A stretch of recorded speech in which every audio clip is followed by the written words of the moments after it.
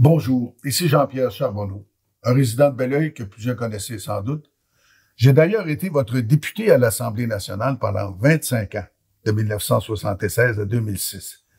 Et c'est au siècle dernier que je suis devenu pour la première fois membre de la Société d'histoire et de généalogie de Belleuil-Mont-Saint-Hilaire. Aujourd'hui, nous nous retrouvons ensemble parce que au mois de novembre 2021, c'est le début du 50e anniversaire de la Société d'histoire et de généalogie. Et pour l'occasion, les membres ont fouillé les archives et vous ont préparé 12 capsules mensuelles sur l'histoire locale ou sur les événements locaux qui ont marqué notre région. Alors, si vous voulez visionner ces capsules-là, qui s'intitulent d'ailleurs « Saviez-vous que ?», vous allez sur notre chaîne YouTube. C'est gratuit et vous pouvez d'ailleurs vous abonner à cette chaîne-là. Vous pourrez aussi avoir des informations sur ces capsules en allant sur notre site web, l'adresse est en bas de l'écran, ou sur notre page Facebook.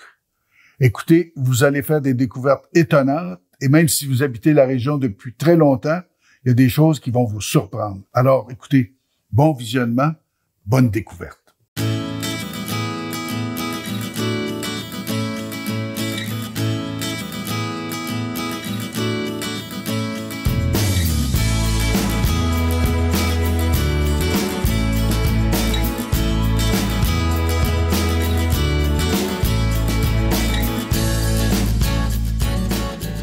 Saviez-vous que pendant 42 ans, une raffinerie de betteraves à sucre était exploitée à Saint-Hilaire? Au début de la Deuxième Guerre mondiale, le sucre est une denrée populaire mais difficile à importer. De plus, on réalise qu'il est possible d'en tirer des sous-produits nécessaires à l'effort de guerre. Alors, en 1943, le gouvernement libéral d'Adélard Godbout entérine une loi sur l'établissement d'une manufacture de sucre de betterave à Saint-Hilaire qui serait administrée par l'État québécois. L'emplacement est choisi à cause de la richesse des terres agricoles de la région, de la présence de la voie ferrée et de la proximité du Richelieu qui assurerait l'apport en eau essentiel à la transformation de la betterave sucrière. Comme le métal se fait également rare, le gouvernement achète la raffinerie de Janesville au Wisconsin, la démantèle et récupère les matériaux pour construire la raffinerie de Saint-Hilaire qui est inaugurée en novembre 1944. Pour l'époque, la raffinerie est moderne. Elle pouvait transformer jusqu'à 100 000 tonnes de betteraves annuellement. Toutefois, les débuts sont difficiles et il faudra attendre 1950 avant que les cultivateurs produisent suffisamment de betteraves sucrières pour atteindre le seuil de rentabilité de l'usine. De la fin de septembre à janvier, l'activité de l'usine est intense. Les betteraves sont acheminées par camion ou par train et les chargements sont pesés à leur arrivée afin de calculer le montant dû au cultivateur. Ici, on voit les différentes étapes du processus de transformation pour produire du sucre blanc, de la mélasse et de la pulpe. Les installations sont impressionnantes. On y trouve un réseau de voies ferrées privées, d'immenses entrepôts, l'édifice principal surmonté d'une grande cheminée, des maisons et même un hôtel pour les cadres et les employés. Grâce à la mécanisation des cultures et à l'utilisation d'engrais, la production de betteraves s'améliore dans les années 50 et 60. Il y a même surproduction de betteraves en 1968, au point où il faut contingenter. Vers 1970, la raffinerie achète la récolte de 800 producteurs. Elle emploie 75 à 100 travailleurs permanents et quelques centaines d'employés saisonniers. Sur cette photo, on voit des démarieurs arrivant en autobus pour la saison. Leur rôle sera d'éclaircir les pousses pour leur permettre de se développer.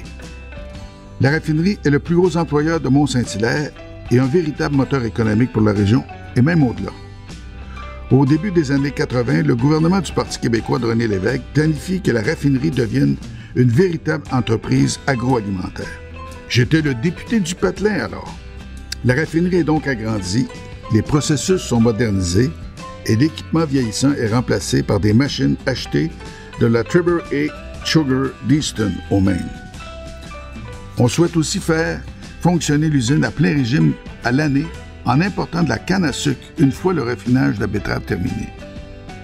En 1982, la raffinerie commercialise sa propre marque de sucre blanc qu'elle nomme Marie-Perle. Ce produit est distribué en exclusivité par 2 grandes chaînes alimentaires québécoises et, en 1983, la marque représente la moitié du sucre vendu dans les épiceries du Québec.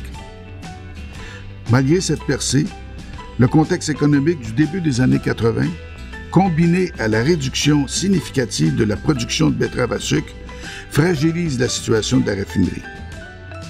En 1985, d'énormes déficits sont enregistrés. Malgré de valeureux efforts pour préparer un plan de relance, le gouvernement libéral nouvellement élu ferme la raffinerie en mars 1986 et la met en vente sur le marché. L'Antique Sugar Limited achète l'équipement, mais les édifices et le terrain ne trouvent pas preneur. Ils resteront à l'abandon pendant plusieurs années. Le retour du train de banlieue, la nouvelle gare et le nouveau zonage résidentiel du secteur attirent les promoteurs. La démolition de l'usine se poursuit de 1994 à 1996 et l'essentiel du terrain est vendu. Un projet domiciliaire, le village de la gare, se concrétise. Il est officiellement dévoilé au début des années 2000 pour devenir ce que nous connaissons aujourd'hui. Afin de perpétuer l'histoire de la raffinerie, la ville de Mont-Saint-Hilaire a fait produire des panneaux d'interprétation par l'organisme Patrimoine Hilaire-Montais. À l'origine, ils sont installés à la gare, mais aujourd'hui, on les trouve dans un parc en bordure du boulevard de la gare. La toponymie du village de la gare rappelle également la présence de l'ancienne raffinerie grâce à des noms de rues tels que Marie-Perle, des démarieurs, de la sucrerie, de la betteraverie, cours de la raffinerie. 2 rues portent même le nom d'agronomes qui ont joué un rôle important au début de l'histoire de la raffinerie, Gilbert Dionne et Louis Pasquier. Qui aurait cru que l'activité fébrile associée à cette importante usine agroalimentaire disparaîtrait un jour pour céder la place à un quartier résidentiel tranquille de banlieue? C'est grâce au soutien de ses membres si la Société d'histoire et de généalogie de Belleuil-Mont-Saint-Hilaire peut poursuivre depuis 50 ans sa mission qui est de conserver et de diffuser l'histoire locale, l'histoire de Belleuil, de McMasterville, de Saint-Mathieu-de-Belleuil, de Mont-Saint-Hilaire, d'Otterburn Park et de Saint-Jean-Baptiste. Il y a de nombreux avantages à être membre. Alors, si ça vous intéresse et si vous voulez en savoir plus, allez sur le site web de la Société. À bientôt.